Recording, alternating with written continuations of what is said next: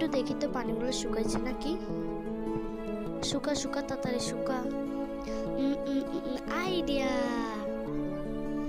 আমি পানিগুলো মুছে ফেলবো।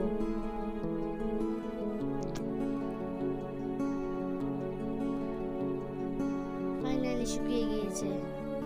আম্মু আম্মু আম্মু, কি হয়েছে? পানিগুলো শুকিয়ে গিয়েছে। কি বলো, দেখি তো। হ্যাঁ চলো চলো। জায়গা পাস না? ও সত্যি তো, পানিগুলো শুকিয়ে গিয়েছে। ও, যতকার পড়তে।